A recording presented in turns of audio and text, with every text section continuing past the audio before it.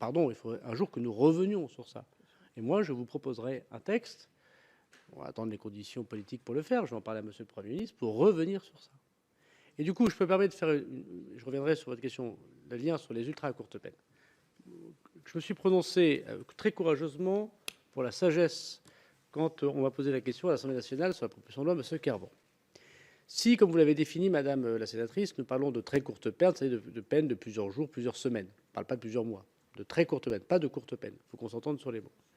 Je n'ai pas d'a priori négatif ni positif, j'essaie de comprendre où est-ce que ça a été mis en place, où est-ce que ça marche.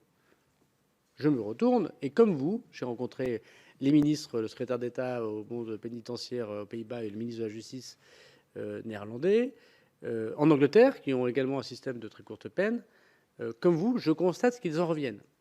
D'abord, quoi qu'il arrive, on ne peut pas faire ça sans des établissements spécialisés. On ne va pas mettre dans les maisons d'arrêt des gens qui vont faire plusieurs jours de prison. Ça n'aurait pas de sens. D'abord, il faudrait construire des établissements spécialisés, ce que nous n'avons pas. Mais imaginons.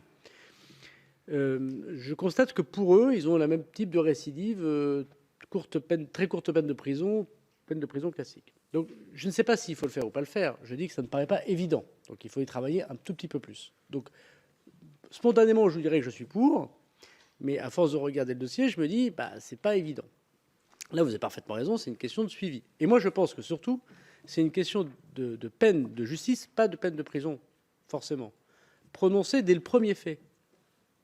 Parce que notre système qui ne va pas, c'est que nous attendons de donner des peines de prison ou des peines fortes que lorsque la personne est récidiviste devant le tribunal. Il est déjà dans un parcours de délinquance. Quand il va en prison, sauf évidemment le gars qui tue quelqu'un devant nous, il va aller en prison, bien sûr, mais c'est quand même epsilonesque. Les gens qui sont en prison, c'est souvent des gens qui ont été récidivistes ou réitérants. Bon. Il est déjà dans un parcours de récidive. Et les 5 ou 10 ans de prison qu'il fera ne va pas arranger son insertion dans la société. On peut aussi se le dire. Moi, je suis tout à fait favorable à ce que les gens aillent en prison, mais on peut quand même se dire que ce n'est pas l'endroit où on se prépare un avenir radieux. Donc quand ils sortent de prison, ils font ce qu'ils ont appris à faire, c'est-à-dire ils récidivent. Donc moi, à mon avis, c'est que le sujet n'est pas tellement la peine qu'on va leur prononcer que la rapidité de la peine avec laquelle on va prononcer dès le premier fait.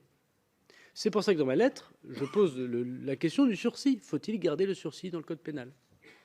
Alors, pour un certain nombre de personnes comme nous, sans doute, c'est très important le sursis. On serait attentif à cette condamnation avec sursis. Ce serait une atteinte à notre honneur profonde. Mais pour un certain nombre de personnes, quand on cumule des sursis, parce que vous savez d'ailleurs par ailleurs que depuis les lois précédentes, on n'applique plus le sursis cumulatif, sauf dans des cas extrêmement particuliers, c'est comme s'il ne se passait rien. Personne ne consulte son casier judiciaire pour dire j'ai 6 mois avec sursis. Et donc je me pose la question de l'intérêt désormais du sursis.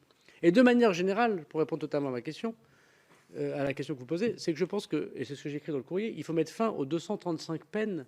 235 peines. Nous sommes le pays qui avons le plus de peines. 235 peines que peut prendre un magistrat lorsqu'il est dans un tribunal pénal. En Allemagne, c'est 3 peines. Il y a 3 peines en Allemagne. Jour amende, il n'y a même pas d'amende, c'est jour amende. C'est de 1 à 300 000 euros de mémoire par jour, jusqu'à 365 jours. Et si au bout du 2e jour, vous ne payez pas votre amende, vous allez en prison. Ils ont inversé le fonctionnement. En Allemagne, il n'y a pas de surpopulation carcérale. Mais c'est un système très dur. Hein. Vous dites à quelqu'un, c'est pas 500 euros d'amende ou 150 euros d'amende. Hein. C'est 1 500 ou 2 000 euros ou 3 000 euros d'amende. Vous avez 15 jours d'amende. Au bout de 2 jours, vous ne payez pas votre amende, vous allez en détention. 2 jours pas payés, une journée de détention. Tout le monde comprend. C'est simple. Deuxième peine, une peine de probation, qui n'est pas fondée sur l'acte volontaire de la personne condamnée. On ne leur demande pas s'ils acceptent de faire un tige. Ils sont condamnés à un tige ou ils sont condamnés à un bracelet électronique. Mais ça veut dire qu'il y a un travail d'insertion de probation dès la garde à vue, quasiment.